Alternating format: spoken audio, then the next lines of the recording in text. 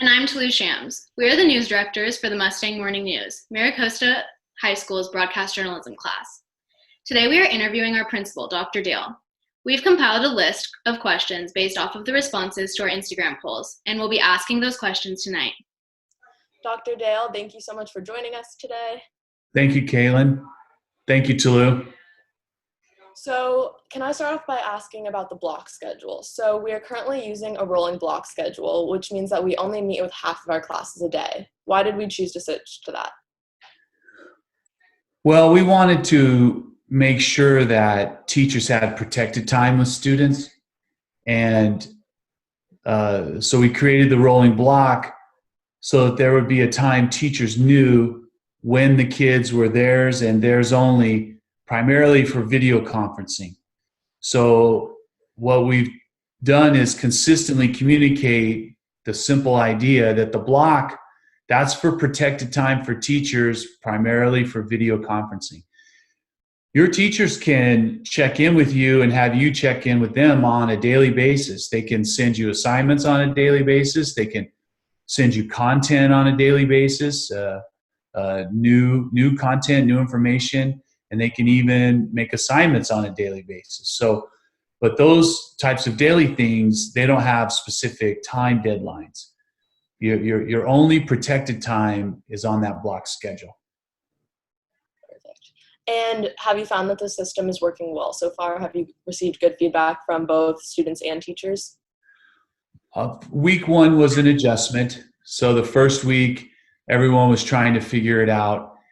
And then we saw everyone getting into a groove week two, and then now week three, I think everybody is settled into their routine, into their groove. We do have some conflicts still, but they're now so few in number that we can address them directly with those teachers and help them understand how what they're doing is conflicting with another teacher. So we did some polls on our Instagram and asked questions from students that they had for you, and there was an overwhelming amount actually, and they were concerned because their teachers weren't following the block schedule, so it was stressing them out. What are you planning to do on addressing this issue?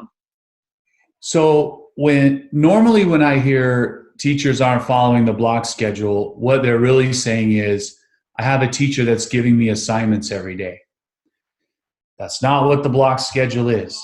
The block schedule is protected time for teachers who want a video conference or do a lockdown screen activity. If a teacher has an assessment where you have to lock down your screen, either that lockdown screen activity or a video conference. So when students say to me, and they're saying it to me too, like they're saying it to you, they're saying, well, you know, my teacher's not following the block schedule. And I ask, well, what are they doing? Well, they're giving me something to turn in every day. That's not the same thing. So if you have two teachers who are telling you that you have to be online in a video conference with them, and they're both giving you the same time, one of those teachers is not following the block schedule. And then we've instructed in our last communication what to do. You figure out which of those two video conferences is not on the block schedule, and you contact that teacher. Tell them that they've scheduled a video conference during a time where you're supposed to be on with your teacher in the block schedule, that you'll be attending that video conference instead, and could they please make theirs available some other way at another time and copy me on the email. So to clarify, teachers are allowed to give assignments every day. They're allowed to make a project for you to do every day, but there's only certain times that they can have face-to-face time with you. That doesn't mean that you're not obligated to complete work for other classes on that day. Exactly. Okay, perfect. Exactly. So another thing that a lot of students were talking to us about was grading for this semester. We know that many colleges have adopted a pass or fail system. Will there be any changes to our grading system this semester? Not yet. Just yesterday, the UCs came out with their announcement that they understand that second semester grades will be pass-fail. I think that just opened the door for it. The concern in our district is we continued on. we continued on. We closed on a Friday and opened this on a Monday, and we've figured it out and continued on, and we've worked hard, and you guys have worked hard, and teachers have worked tremendously hard. It's been taxing on the system, but we've persevered. I think our community would likely be more resistant than to pass-fail grades. But if you have a district where you shut down school and it's taken you 3 weeks just to get everyone their technology, and now not everybody in your district has access to Wi-Fi, and you didn't get the technology to everybody, so some have it and some don't. They don't have it in their homes. I mean, their semester is, it's in shambles. So I understand the pass-fail option and that the UCs are graciously understanding about that. Right. But it hasn't affected our district system yet at all, but that could change. So kind of going off that topic, I know you mentioned that going back to school is probably not a reality, and Governor Newsom just said that public schools will not be returning back to school this year. So a lot of students were wondering about finals and how they're going to be assessed on the curriculum that they've been learning. Will there be finals? How will that be assessed? Well, it'll vary classroom to classroom, but we intend to have finals. Again, just like any time, even when we're on the campus, finals vary from classroom to classroom, right? So, it'll be the same as it would be on the campus. What I do know is that teachers, probably starting this week, are beginning to realize that they can't do it the same way they can do it on the campus, and especially with assessments. So you're teaching in a remote school environment, in a distance learning environment, but you're still assessing the same way you used to when you were in a brick and mortar environment. And more teachers are realizing that that just doesn't work. And the test givers of all test givers are the math department. And I just met with them Monday, and they said that even in the math department, they're really rethinking how they assess and how they count assessments. Right. So speaking of the end of the year, what is your plan for having students return textbooks or retrieving other materials like yearbooks and that kind of stuff? Well, whatever it is, it'll be drive-through. The textbook, just 2 days ago, somebody said, "Hey, have you started thinking about textbooks yet?" And I broke into a cold sweat, because that's going to be a monster of a project to try to do textbook turn-in in a remote learning environment. And I'm just looking for any other things that we could do. Obviously seniors are going to have to turn their books back in, but maybe we limit it to seniors. We haven't really decided, and we're just kicking it around. As it pertains to yearbook, I'm sure we will go through the county protocol on receiving those packages and let them sit. So right now it's 24 hours, the virus on cardboard, and then 48 to 72 hours on plastic surfaces. Right. And, inside the cardboard boxes, the yearbooks are wrapped in plastic. So I could see us having them sit outside on the campus for 3 days, like right outside the yearbook room. Fortunately, we have 24-hour security. And then on that third day, then break them open and hand them out in a drive-through environment. And that's me off the top of my head. We've consulted with no one. It hasn't even come up yet. We're still going, does everybody understand block schedule? Right? Yeah. We'll probably spend the month of May really gearing up for those end of the year activities. Right. So some classes use specific technologies or softwares that are only available in the computer labs at school. So what are you doing for kids who don't have the appropriate technology they need to complete their coursework? Give me an example. For example, or even I'm just thinking of like our class. We use Final Cut Pro or editing softwares that we have in our broadcast room, but a lot of kids don't have it at home because it's like a $200 app. Yeah. So what are you doing for kids who don't have access to that? Or even some kids have Chromebooks, but it's not compatible because it needs to be a Mac. Well, what we're telling students who don't have access to programs they need for their classwork, that you and the teacher both are going to figure out another way to do it. Mm-hmm. You don't have access in Mustang Morning News to some of your editing software, but you're using a different platform here and using some other type of software, right? And in the short term, we just have to change the way we do things. In terms of kids who don't have devices, we spent the first week making sure we contacted families that we knew who are in need and getting them the devices they need. Mm-hmm. So I don't know the exact number, but maybe it was a half dozen Chromebooks that we gave out. So we don't have too many compatibility problems that I've heard of. Now this is in English, math, history, science, foreign language. Right. Right. I'm not talking broadcast journalism there, right? Because the Chromebook would be of no use to you. Mm-hmm. In that case, we would communicate with the teacher and see what you needed and try to get it for them. Another example could also be the new policy that the College Board has adopted for testing in May, how they're moving that online. So yes. What you're saying is if students are having an issue where they can't access the technology that they need to maybe take those tests or what have you, that they should reach out to the school? Yes. Okay. Perfect. Yep. Reach out to me. Okay. So Dr. Matthews sent an email district-wide alerting the community that someone in our district tested positive for the coronavirus. How are you helping keep families healthy while ensuring the privacy of the individual that was diagnosed?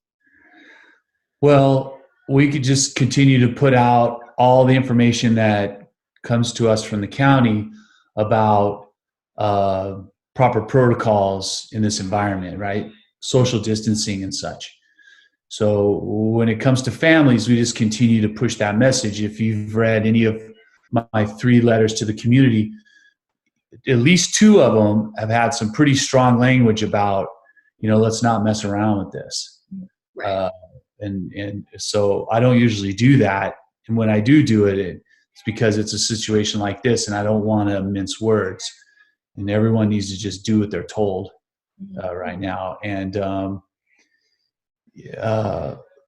but in terms of keeping confidentiality, we notify what we need to notify, and that's it, and no more. So is there any reason for students or families to be worried about contact with this person that had the virus, or was the distance period long enough? Right. The distance, yes to all of that, except no, they don't need to worry. If it was a situation of contact where we needed to notify others of that contact, we would have done it. Okay. So at this point, there's no threat or possible risk factor for anyone who's at school and could have been around this person?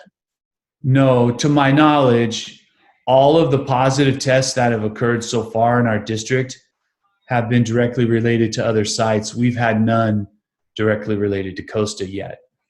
Okay. We will, but not yet. So spring break is coming up. After spring break, do you see any changes to the schedule that we're going to be having, or do you think that we're still going to be leading this rolling block schedule out to the end of the year?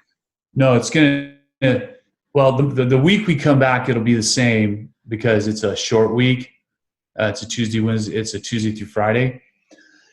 But the following week, Monday, April 20th, we're going to start a new schedule where Mondays will be a half day for staff to do professional development, and then a half day for teachers to respond to student needs as they see them in their classes. And then Tuesday, Wednesday, Thursday, Friday will always be the same. 1 through 5, 2, 4, 6, 1 through 5, 2, 4, 6. So you'll have an even number of meets plus this flexible day on Monday for a half day of teacher-student communication.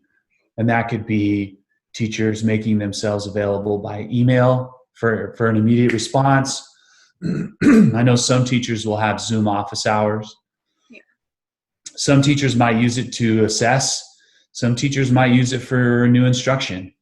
But it should be a flexible day for teachers and students. And we say that so that there's not an expectation that you will have some work to do, but there's also not an expectation you won't have any work to do. Right. And what does professional development for the teachers mean? Is this in regard to online school, or is this more of a general training? It could be both, but their half day, which they'll schedule out themselves. We're even giving them the flexibility of picking how their half day is constructed. We have a lot of teachers, as you can imagine, they have families at home. So locking them into particular times can cause could be a burden on them as parents. So we're making that time flexible also. But in their approximate 2.5 hours, they can do any number of combinations of clicking on links we provide, coming in for live sessions, live training sessions, collaborating with colleagues, planning, meeting with me, any number of combination of those things. Right. And can you touch on the personal responsibility for students during this kind of flexible day? Does this mean that students shouldn't be expected to do any work, and how should they be monitoring that to ensure that they're still doing what's expected of them? Yeah, I mean, that's what I said. I don't want our message of half day for teachers and students. I don't want it to mean that they'll have something required in every class, but I don't also want it to mean that they can say there can be nothing due on this day. It's a flexible day. It'll be whatever the teacher needs it to be with their students in each period. Okay. And as a senior myself, I know that I'm wondering this, but as we approach the end of the year, what's going to be the fate for prom and graduation? Have you gotten that far yet? Is there any plans in place yet? Well, for prom, that one's going to be tough. Because if you think about how much would our world have to change between now and the end of school where it's okay to put 1,000 kids in the cafeteria. I know we can't fit 1,000 kids in there, but it illustrates a lot of people in a small space, right? How much would the world have to change from right now to do that? I think it would have to change quite a bit. Graduation, we're already researching some alternate graduation ceremonies that colleges are beginning to put together. The Jostens representative that many of you know, Mr. Savala, he's reached out to me, a package that Jostens offering with some graduation activities that also include getting your photo taken, right, in your cap and gown. And so those things are intriguing. I'm sure with graduation, we will do something. Do you mean you'll do something physically or virtually? Yes. We will do something, and we'll try to make it as amazing as possible. But again, just think right now how much the world would have to change where we could just comfortably go, okay, let's have 4,000 of us down at the stadium on Thursday and, be together and everybody shake my hand, right? We're in a different place in the world right now. I just don't know if we're ready to go back to that normalcy without some kind of miracle. Right. And would there be a situation where these events would be pushed back? Let's say, like you said, all this has been resolved and it's in everyone's best interest and everyone is healthy enough to do this, would there be a possibility that these events would be moved farther back into summer maybe? Or would it just be the alternate option? Well, I mean, it's certainly possible to push some of the senior activities back into July. I just wonder how hard it will be to schedule it, how hard it would be to make that okay, and everybody felt fine with that as a way to get everyone there. Right. And then I wonder, honestly, in July, I think maybe there's something magical that happens to a senior sometime around the third week of June. Right. And I just wonder how many seniors at that point would just be like, I'm not going back for that. I'm done. I'm 2 weeks away from being in my dorm in, Auburn, right? I'm not doing that. I just wonder how hard it would be to get people to come. Mm-hmm. Mm-hmm. Is there anything else that you want to tell the members of our community or teachers or students or anything like that, or anything you think that they need to know? Just stay healthy. This is hard, and we're all overworked and overburdened and overstressed, and it's just a stressful time in general. So allow yourself to be human and feel those human emotions, but at the same time understand it for what it is, and it's a unique and unusual time, and cut yourself a break if you have outbursts, and just keep smiling and working hard and try to find ways to connect like this. And even though it's through a video screen, I think these virtual connections are restorative, and to try to find them where they can. Great. Well, thank you so much for taking the time to talk with us today, Dr. Dale. Thank you both. So we'll be interviewing more community members, students, and teachers in the coming weeks to get answers for your most burning questions about online school and the way our community is responding to social distancing and the COVID-19 pandemic. In the meantime, we continue to post regularly on our Instagram and Twitter accounts. Thanks for joining us. I'm Toulouse Shams. And I'm Caitlin Sherino. Have a great night and stay healthy.